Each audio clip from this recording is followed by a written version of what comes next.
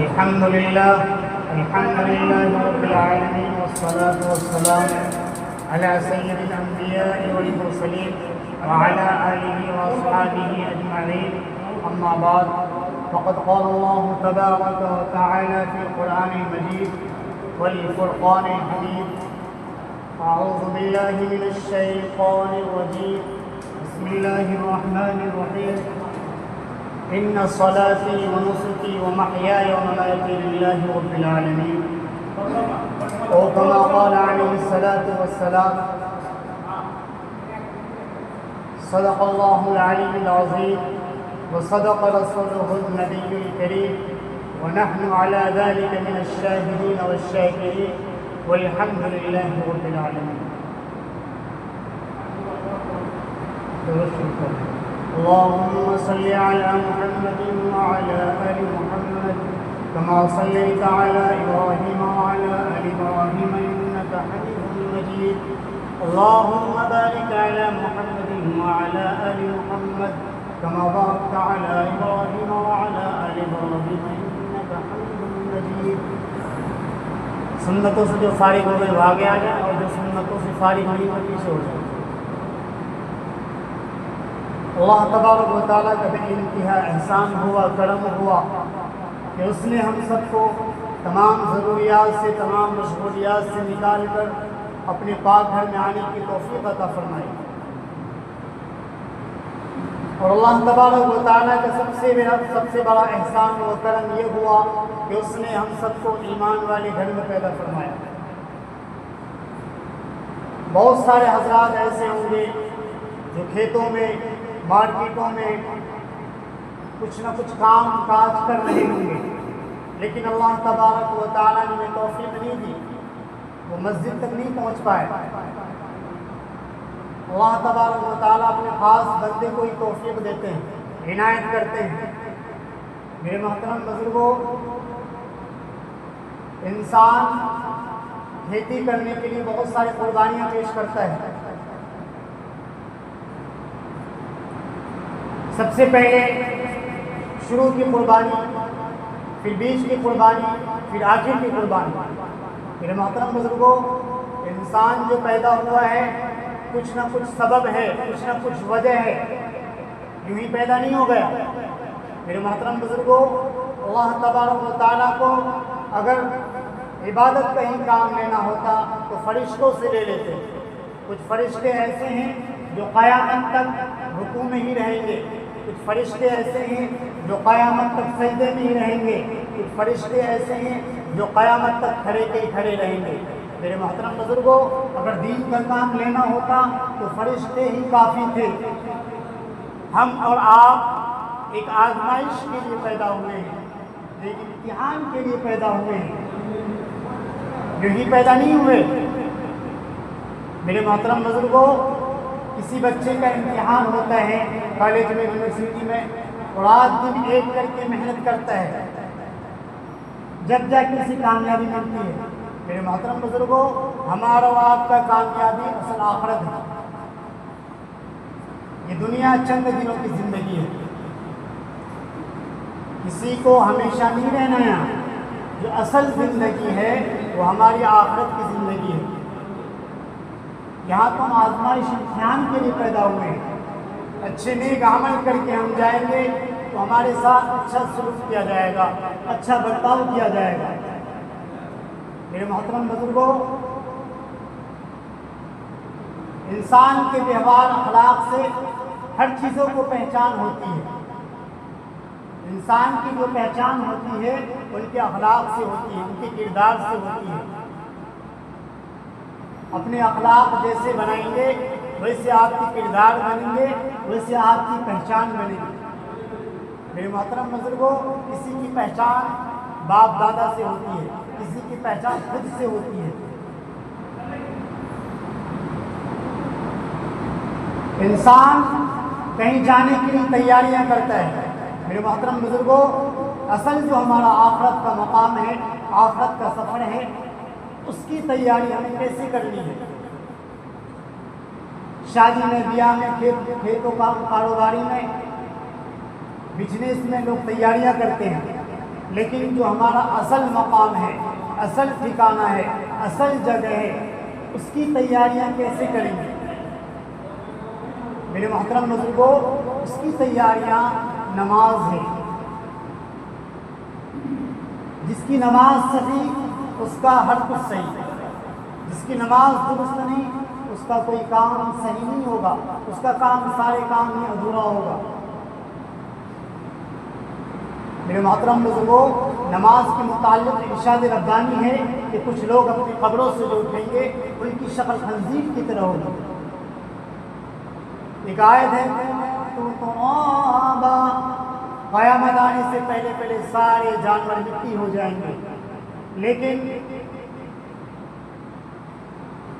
اچانک جو خنزیر کی شکل میں آئے گا لوگ کہیں گے کہ جانور کہاں سے پیدا ہو گئے، جانور تو سارے مٹی ہو گئے تھے۔ تو کچھ لوگ کہیں گے تمہیں نہیں معلوم یہ وہ شخص ہیں جن کی موت بغیر نماز پڑھے ہوئے ہوئی ہے، ان کی شکل تک بدل دی گئی، اس سے بڑا عذاب کیا ہوگا؟ میرے محترم بزرگوں، نماز ہی ایک ایسی چیز ہے جو ہمیں سیدھے راستے پر چلاتی ہے، برے راستوں سے روکتی ہے، برے کاموں سے روکتی ہے۔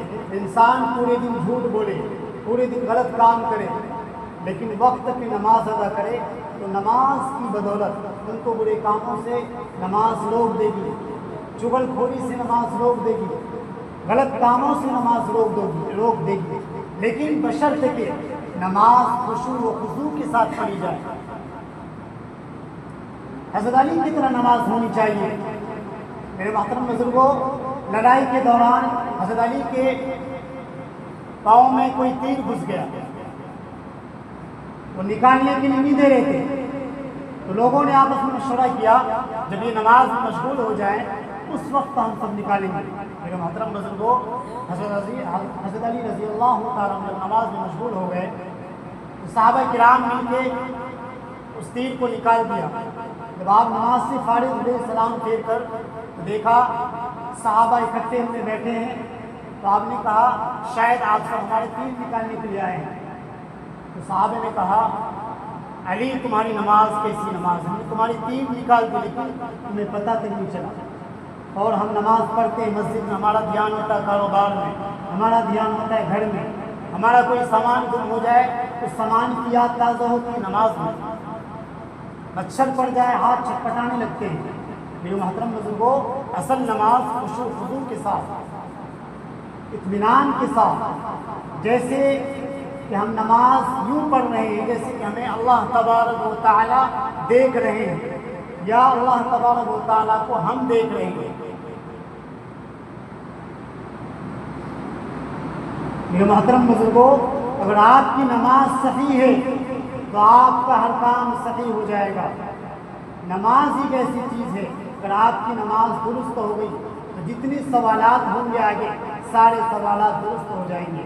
میرے محترم بزرگوں، صحابہ کرام کو کسی چیز کی ضرورت ہوتی تھی وہ دوسروں کے سامنے ہاتھ نہیں پھیلاتے تھے، بلکہ 2 رکعت صلاۃ الحاجات نماز کی نیت کرتے تھے، نماز پڑھتے تھے، اس کے بعد اللہ تبارک و تعالیٰ سے دعا کیا کرتے تھے، اور ان کی دعاؤں کی قبولیت کی وجہ سے وہ کام ان کا آسان ہو جاتا۔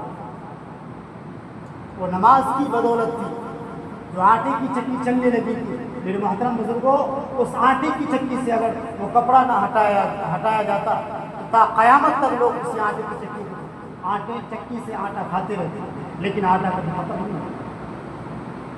یہ نماز کی بدولت ہے۔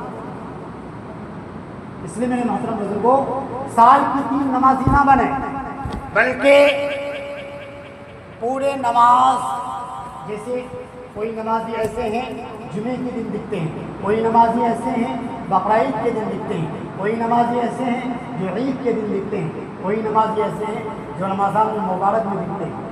میرے محترم بزرگوں، کیا ہم پورے ہفتے بھوکے رہتے ہیں؟ کیا ہم سالوں کے سال بھوکے رہتے ہیں؟ جب ہم کھانا کھاتے ہیں، ہر کام کرتے ہیں، ہمیں 5 وقت آنے میں کیا دقت ہے؟ نماز کتنی منٹ کی ہے؟ 5 منٹ، 10 منٹ، زیادہ سے زیادہ 20 منٹ، اس سے زیادہ نماز نہیں۔ آپ 12 گھنٹے یا 18 یا 24 گھنٹے یا 8 گھنٹے میں 10-15 منٹ نماز کے لیے، اپنے دین کے لیے، اپنے آگے کے راستے کے لیے 15 منٹ اگر وقف کر دیں گے، 15 منٹ اگر خرچ کر دیں گے تو آپ کا کوئی نقصان ہو جائے گا میرے مطلب. اس لیے میرے محترم بزرگوں، جس نے نماز کی پابندی کی، گویا کہ یوں سمجھیے حج کرنا کمالیت کی بات نہیں ہے. بہت سارے حاجی ایسے ہیں حج کر کے آ کے بیٹھ گئے لیکن انہیں نماز کے ارکان پتہ نہیں، وضو کے فرائض پتہ نہیں، غسل کی فرائض پتہ نہیں، نماز میں کتنی فرائض ہیں، صحیح طریقے سے سورہ فاتحہ ادا نہیں کر پاتے. حج کرنا کمال نہیں ہے، اصل جو ہے ہمارا نماز صحیح ہونا کمال ہے. میرے محترم بزرگوں، ایک مسجد ہی ویران پڑی ہوئی تھی. آخری واقعہ بتلا کر میں اپنی بات ختم کروں گا کیونکہ وقت نزدیک ہے. یعنی وہ مسجد ویران پڑی ہوئی تھی کافی دنوں سے، اس میں کوئی نماز اذان نہیں ہو رہی تھی. ایک بزرگ کا اس گاؤں میں گزر ہوا. جب آپ نے دیکھا 12 بجے پہنچے آپ، 12 سے 12:30 ہو گئے، 1 بج گئے، 1:30 بج گئے، اب اذان ہوگی، اب لوگ آئیں گے، 2 بج گئے، 2:30 بجے آپ نے خود سے اذان پڑھی. جب اذان پڑھی تو گاؤں کے جتنے مرد عورت بچے بوڑھے جوان سارے اکٹھے ہو گئے. جب انہوں نے دیکھا بزرگ نے، خوف زدہ ہو گئے. ابھی تو اذان سے پہلے کوئی نظر نہیں آیا اور اذان ہونے کے بعد سارے لوگ اکٹھے ہو گئے. تو حالات معلوم کیا، ماجرا معلوم کیا گیا تو بتایا گیا کہ جب سے مسجد بنی ہے آج تک اس مسجد میں اذان نہیں ہوئی. تو میرے محترم بزرگوں، ان لوگوں نے کہا جب تک آپ ہیں آپ کو ہی یہاں رہنا ہوگا اور رہ کر ہمیں نماز سکھانی ہوگی. میرے محترم بزرگوں، بزرگ اللہ والے نے کہا ہم شرط پہ رہ سکتے ہیں جب آپ سب مل کر کے ہمارے پیچھے نماز پڑھیں گے، ہم نماز بھی سکھائیں گے. لیکن ان لوگوں نے کہا نہیں، صرف آپ ہی نماز پڑھیں گے، آپ ہی اذان دیں گے، ہم سب آپ کو رقم دیں گے، معاوضہ دیں گے. میرے محترم بزرگوں، بزرگ نے انکار کر دیا. لیکن اس مجلس میں، اس محفل میں ایک شخص کھڑا ہو کر بولا کہ اگر آپ ہمیں نماز سکھائیں گے تو ہم آپ کے پیچھے نماز بھی پڑھیں گے اور آگے چل کے آپ کے جانے کے بعد ہم مسجد میں اذان بھی دیں گے اور نماز ادا کریں گے. میرے محترم بزرگوں، اس بزرگ ان کے کہنے پر رک گئے. کہا ٹھیک ہے، کل فجر کے بعد ہم تمہارے گھر پہ آئیں گے، پھر تمہیں نماز سکھائیں گے. جب گھر پہ پہنچے فجر کے بعد، گھر کو بہترین طریقے سے صفائی ستھرے کر کے بیٹھے گا، نماز بٹھا کر کے. اس کے بعد بزرگ نے کہا جو میں بولوں گا، جو میں پڑھوں گا وہی تمہیں بولنا ہے. تو کہا ٹھیک ہے. جب آپ نے کہا اعوذ باللہ من الشیطان الرجیم پڑھو تو انہوں نے پڑھا. غلط پڑھا تو بزرگ نے کہا غلط پڑھ رہے ہو. تو اس شخص نے کہا کہ تم بھی غلط پڑھ رہے ہیں. آپس میں محاسبہ شروع ہو گیا. تو بزرگ نے بجایا، اس شخص نے بھی بجایا. تو لوگوں نے بھیڑ اکٹھا کر کے دیکھنے لگے. ہمیں نہیں پتہ تھا کہ دین میں اس کی مشقت ہوگی، آپس میں مار پٹائی ہوگی، ہم تو ایسے ہی بہتر ہیں. میرے محترم بزرگوں، اگر صحیح سے عمل کریں گے، صحیح سے دین کو سیکھیں گے، دین بھاری نہیں ہے، دین بہت آسان ہے. جتنی قربانیاں ہمارے بڑے دے کر گئے ہیں اتنی قربانیاں ہم نہیں دے رہے. ہمیں تو بس اتنا ہے کہ 5 ٹائم کی نماز پابندی سے ادا کریں، 50 وقتوں کی نماز پڑھیں. لیکن جو 5 وقتوں کی نماز پابندی سے ادا کرے اسے 50 وقتوں کا ثواب ملے گا. اس لیے میرے محترم بزرگوں، آج سے نیت کریں، آج سے دل میں ارادہ کریں کہ 5 وقت کی نماز انشاءاللہ جیسے ہم عید کی نماز، بقرعید کی نماز پڑھتے اسی طرح 5 وقت کی نماز پابندی کے ساتھ پڑھیں گے انشاءاللہ. اور دین کے راستے پر ہمیشہ چلتے رہیں گے، چلیں گے انشاءاللہ. اللہ تبارک و تعالیٰ کی